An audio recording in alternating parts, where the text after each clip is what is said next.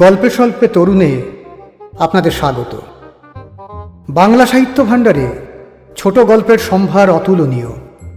মণিমাণিক্য খচিত সেই সব ছোট গল্প নিয়েই আপনাদের সামনে আমি তরুণ।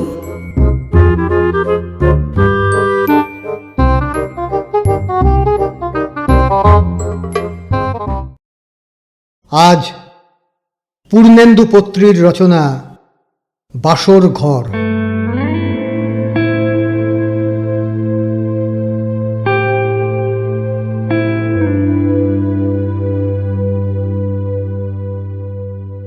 আমাদের শোবার ঘর আছে, পড়ার ঘর আছে, স্নানের ঘর আছে, আঁতুর ঘর আছে, বসার ঘরও আছে, কিন্তু বাসর ঘর নেই।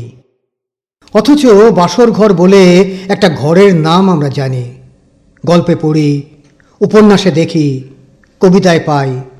অন্যের বিয়ের বরযাত্রী সেজে দেখে আসি, নিঃশ্বাসে ঘ্রাণ নিই, তারপর নিজের জীবনে একদিন তার আবির্ভাব ঘটে। আমাদের বাসর ঘর নেই, তবু বাসর ঘরকে ধন্যবাদ। আমাদের সমস্ত সাধারণত্বকে এক অপরূপ সুখের সাবানে ধুয়ে মুছে আকাঙ্ক্ষার শুভ্র পাউডার অভ্রের মতো সারা মুখে মাখিয়ে সেই তো আমাদের একদা সাজিয়েছিল এক রাত্রির প্রতিদ্বন্দ্বীহীন সম্রাট। বাজিয়েছিল সানাই, বানিয়েছিল রঙিন তোরণ, ফুল বিছানো শয্যা, ফুল্ল উৎসব, ফুলন্ত হাসি খুশির হাট।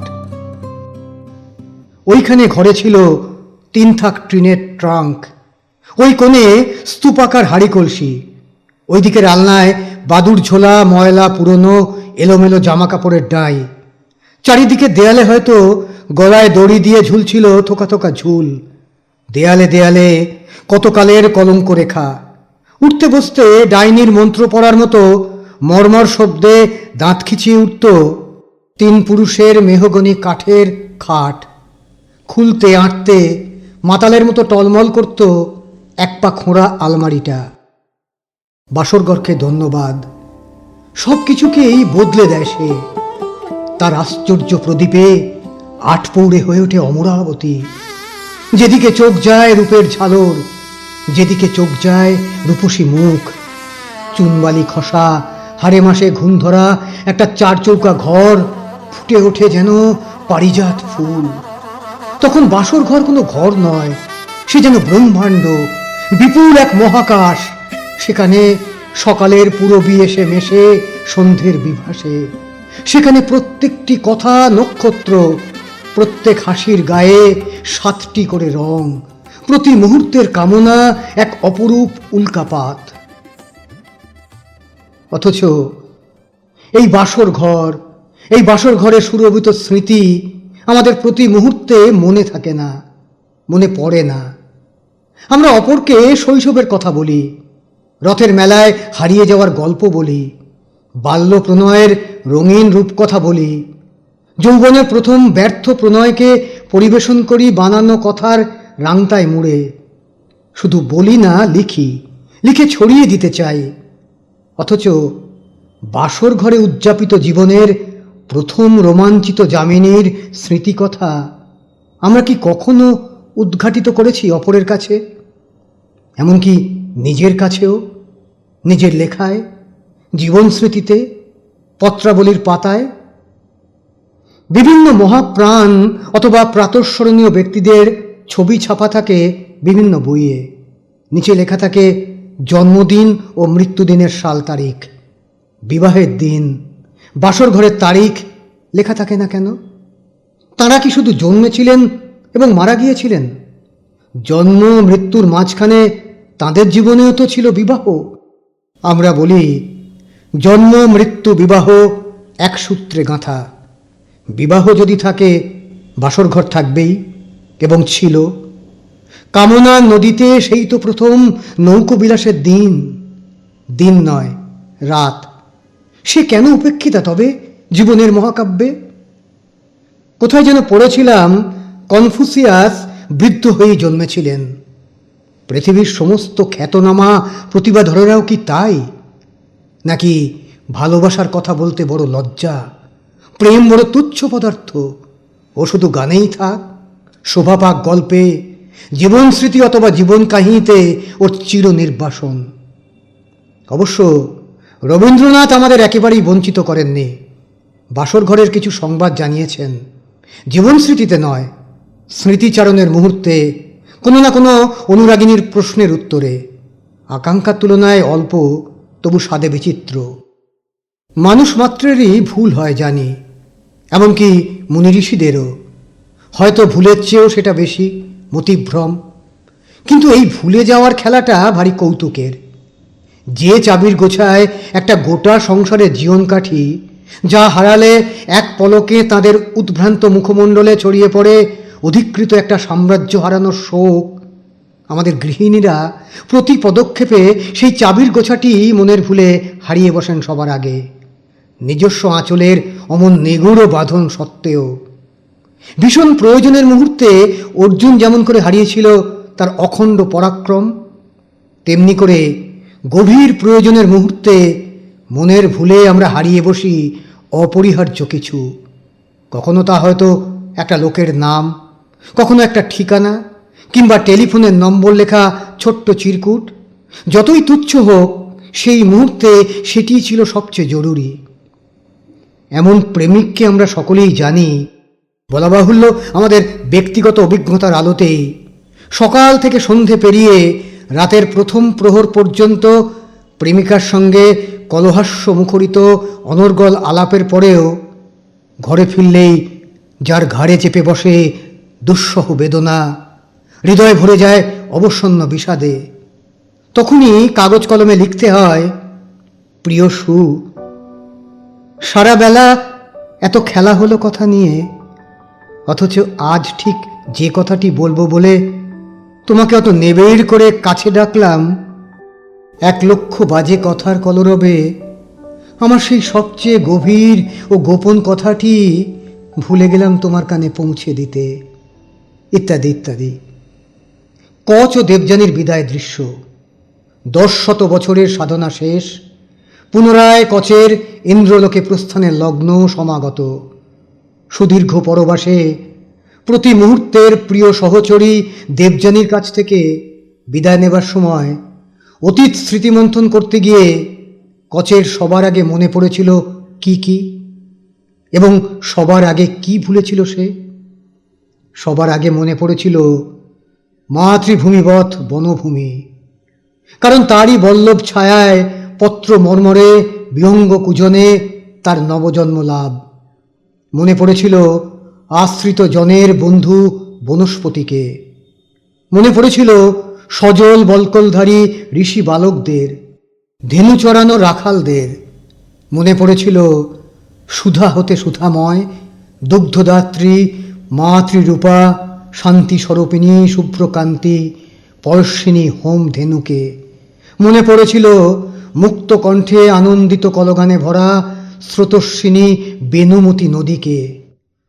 সবার আগে ভুলেছিল কি অথবা কাকে? দেবযানীকে। দেবযানীর কথায় কচের প্রথম মনে পড়েছিল তার প্রতি কৃতজ্ঞতা, কারণ ঈর্ষান্বিত দৈত্যদের হাতে 3 বার নিহত কচকে দেবযানী ফিরিয়ে দিয়েছে প্রাণ। কৃতজ্ঞতার কথায় দেবযানী বেদনার্ত। দূর হয়ে যাক কৃতজ্ঞতা, যদি সখা হেথা কেউ গেয়ে থাকে গান, চিত্তে যা দিয়েছিল সুখ, হেন মুগ্ধ রাত্রি, হেন হৃদয়ের খেলা, হেন সুখ, হেন মুখ দেয় নাই দেখা, যাহা মনে আঁকা রবে চিরচিত্র রেখা, চিররাত্রি চিরদিন। শুধু উপকার, শোভা নহে, প্রীতি নহে, কিছু নহে আর। দেবযানীর এই দীর্ঘ শ্বাসময় তিরস্কারের উত্তরে কচের কণ্ঠে শোনা গেল যে স্বীকারোক্তি, সে তার অস্তিত্বের অবরুদ্ধ রোদন। আর যাহা আছে তাহা প্রকাশের নয় সখী, বহে যাহা মর্ম মাঝে রক্তময়, বাইরে তা কেমনে দেখাবো? দেখানো অসম্ভব কি কারণে? কারণ এই, আমার যা আছে কাজ সে আমি সাধিব। স্বর্গ আর স্বর্গ বলে যদি মনে নাহি লাগে, দূর বনতলে যদি খুঁড়ে মরে চিত্ত বিদ্ধ মৃগসম, চিরতৃষ্ণা লেগে থাকে দগ্ধ প্রাণে মম সর্বকার্য মাঝে, তবু চলে যেতে হবে সুখ শূন্য সেই স্বর্গধামে। দেব সবে এই সঞ্জীবনী বিদ্যা করিয়া প্রদান, নতুন দেবত্ব দিয়া তবে মোর প্রাণ সার্থক হইবে। তার পূর্বে নাহি মানি আপনার সুখ। কচের মতো আমাদের জীবনেও সবচেয়ে বড় আমাদের কাজ, আমাদের স্বাধীনতা নয়, প্রেম নয়, আপন আত্মার পূর্ণতা নয়। যতই সুখশূন্য হোক, যথাসময়ে হাজিরা দিতে হবেই সুউচ্চ অট্টালিকার স্বর্গধামে। সেখানে আছেন দেবতারা, সিংহাসনে সমারূঢ়। তাঁরা দহন করবেন আমাদের জ্ঞান, অভিজ্ঞতা ও অধীত বিদ্যা থেকে সারাৎসার, যার প্রয়োগে অথবা ব্যবহারে তাঁরা প্রতিষ্ঠিত হবেন দেবত্বের অমরত্বের নতুন মহিমায়। এবং তারই জন্যে বারবার নিহত হতে হবে আমাদের, প্রত্যাখ্যান করে আসতে হবে ভালোবাসাকে, শোভাকে, প্রীতিকে, পরিপূর্ণতাকে। এবং সারা জীবন তারই জন্যে বইতে হবে বিদায় অভিশাপ। সবার আগে ভুলতে হবে তাকে যাকে মনে রাখা উচিত ছিল সবার আগে। কচের জীবনে দেবযানী যা, আমাদের জীবনে বাসর ঘরও তাই। ফুল দিয়ে, গন্ধ দিয়ে, সঙ্গ দিয়ে, গান দিয়ে, আলাপের অন্তরঙ্গ অবসর দিয়ে সেই তো আমাদের জন্য সাজিয়ে তুলেছিল এক অভিনব স্বর্গলোক। কচের মতো আমরা তাকে ধীরে ধীরে ভুলেছি, কিংবা ভুলিনি। রয়েছে মর্ম মাঝে রক্তময়, বাইরে তা দেখানো নিষেধ। অথচ মানুষের জীবনে বাসর ঘরের চেয়ে গৌরবের বড় জায়গা আর নেই। সমস্ত জীবন জুড়ে আমরা যা কিছু পাই, লাভ করি, তা আমাদের অর্জন করতে হয়। আমরা অর্থ পাই শ্রমের বিনিময়ে, খ্যাতি, প্রতিপত্তি, পুরস্কার, সম্মান পাই শিল্প, সাহিত্য, সংস্কৃতি কিংবা জীবনের কোনো না কোনো ক্ষেত্রে দীর্ঘ সাধনায় দুরূহ কিছু সৃষ্টির বিনিময়ে। একটা ছবি কিংবা কবিতা রক্তের বিনিময়ে, জীবনের ভারাক্রান্ত অভিজ্ঞতার বিনিময়ে গল্প কিংবা উপন্যাস। মাটি, জল ও পরিচর্যার বিনিময়ে ছাড়া কোনো ফুলকে ফোটাতে পারি না। রক্তাক্ত খণ্ডযুদ্ধে প্রাণ বাঁচানোর প্রচণ্ড প্রয়াসের বিনিময়ে পাই খেলার মাঠের টিকিট। গলদঘর্ম ধস্তাধস্তির বিনিময়ে বাসে, ট্রামে একটু পদস্থাপনের স্থান। মোটা অঙ্কের আক্কেল সেলামির বিনিময়ে বাড়িঘর, মোটা দামের নোট বইয়ের বিনিময়ে পাঠ্যপুস্তক, কখনো কখনো ঘুষের বিনিময়ে চাকরি, অজস্র তোষামদের বিনিময়ে প্রতিষ্ঠাবানের স্নেহ, বক্তৃতার বিনিময়ে ভোট, কামান বন্দুকের বিনিময়ে রাজ্য। কিন্তু জীবনে মাত্র একবারই আমরা কোনো কিছুর বিনিময় ছাড়াই লাভ করি দুর্লভ কিছু। কোনো কিছু বিনিময় ছাড়াই না, বিনিময় ঘটে, সেটা হৃদয়ের। শুধুমাত্র হৃদয়ের বিনিময়ে আমরা লাভ করি পরমাশ্চর্য। বাসর ঘরের ঘটকালিতেই মানুষের সঙ্গে প্রেমের প্রথম বৈধ আলিঙ্গন। কিন্তু পরমাশ্চর্যের শেষ এইখানেই নয়। বাসর ঘরের বাহাদুরির আরও ইতিহাস বাকি। বাসর ঘর যে নারীকে এনে সমর্পণ করলো আমাদের দেহে, মনে, জীবনে একেবারে চিরস্থায়ী রূপে, তাকে আমি আগে দেখিনি, কিংবা স্বল্পকাল মাত্র আগে দেখেছি। সে আমার কেউ নয়, কিংবা সে যে আমার কেউ হবে তাকে আগে দেখে বুঝিনি। বাসর ঘরে আমরা যে নারীকে পাই তাকে আমরা গড়িনি, যেমন করে গড়ি আমরা আমাদের নিজেদের কবিতা, ছবি, গল্প, গান। আমরা তার নাম দিইনি, যেমন দিই নিজেদের সৃষ্টির বেলায়। আমরা তাকে আকার দিইনি, যেমন দিতে হয় কিছু গড়তে গেলেই।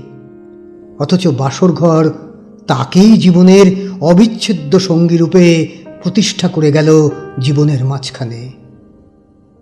আদমের পক্ষে ইভকে একান্তভাবে আমার বলা সহজ, সেটা তার সাজে, কারণ ইভের জন্ম আদমেরই বক্ষপঞ্জরের একাংশ দিয়ে। ইভ আদমের আপন দেহের মাধুরী দিয়ে গড়া, নিজের জীবন সঙ্গিনী উৎপন্ন তার নিজেরই উপাদানে, সুতরাং ইভ তো আপন হবেই। কিন্তু বাসর ঘর, যাকে বুকের বেদিতে বসিয়ে দিয়ে গেল, এ কে? এ কি করে আমার আপন? এর জন্ম হয়েছে আমার জ্ঞান, অভিজ্ঞতা এবং দৃষ্টির অগোচরে। এর কৈশোর কেটেছে আমার অজ্ঞাতসারে। একই আকাশের নিচে কিন্তু অন্য কোনোখানে, একই বর্ষা বসন্তে কিন্তু অন্য ভুবনে, একই কালে কিন্তু অন্য মানসিকতায় তিলে তিলে এর বৃদ্ধি, এর জাগরণ, এর স্বপ্ন সুষমার বিকাশ। বাসর ঘর করলে কি? সেই অচেনাকেই সলজ্জ ঘোমটার আবরণ খুলে সহসা মিলিয়ে দিয়ে গেল চিরপরিচয়ের ঘনিষ্ঠ এবং নিবিড় বাঁধনে।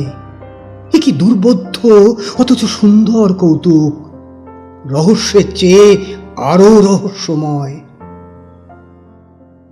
টলস্টয়কে একবার প্রশ্ন করা হয়েছিল, আচ্ছা, আপনি তো নারী চরিত্র সম্বন্ধে অনেক কথাই লিখেছেন, আপনার শেষ অথবা চূড়ান্ত কথাটা কি? উত্তরে টলস্টয় বলেছিলেন একমুখ কৌতুক নিয়ে, বলতে পারি, কিন্তু এখনই নয়, আগে আমার কবর তৈরি হোক, উত্তরটা দিয়েই আমি টুক করে কবরে ঢুকে পড়ব। বাসর ঘরের মতোই এ আর এক কৌতুক। উত্তর দিয়েই টলস্টয়কে কবরে ঢুকতে হবে কেন? তিনি কি বোঝাতে চাইলেন যে কবরে প্রবেশ করার আগের মুহূর্তেও মানুষের নারী চরিত্র সম্বন্ধে শেষ অভিজ্ঞতা অজানা থেকে যায়? প্রেম সম্বন্ধে শেষ কথা বলার পরই কি যহ পলায়তি সহ জীবতি? বাসর ঘরও কি তাই আচমকা এসে দুটো প্রাণকে এক ঠাঁয়ে মিলিয়ে দিয়েই উধাও হয়ে যায় সোনার হরিণের মতো শূন্যে? বাসর ঘরের স্মৃতিকে যে আমরা ভুলে থাকি, সে কি তার নিদারুণ কৌতুকের শেষ মানে বুঝতে না পারার ফলেই? বুঝতে বুঝতেই জীবন কবরখানার দিকে গড়িয়ে আসে বলে? বোঝা গেল কেন বাসর ঘর বলে কোনো স্থায়ী ঘর আমাদের নেই। বাসর ঘর একটা হঠাৎ গাওয়া বাল্মীকির ছন্দ, এক আলোকিত রাতের হঠাৎ অতিথি, ক্ষণকালের জন্যে এসে চিরকালের জন্যে ঘটিয়ে যায় রক্তপাত এবং রক্তাভ কুসুম দিয়ে গাঁথা একটা নিদারুণ নাটক। রাত পোহালে বাসর ঘর আর বসে না, চলে যায়। আমরা থাকি যাদের মিল ঘটল জীবনে জীবনে, অঙ্গে অঙ্গে। থাকতে থাকতে বদলাই, বদলাতে বদলাতে কি হই? স্যাটিস ম্যাগনাম আল্টেয়ার আল্টেরি থিয়েট্রাম সুমুস। একে অপরের কাছে থিয়েটারের ক্রমাগত পরিবর্তমান দৃশ্যের মতো বিস্ময়কর।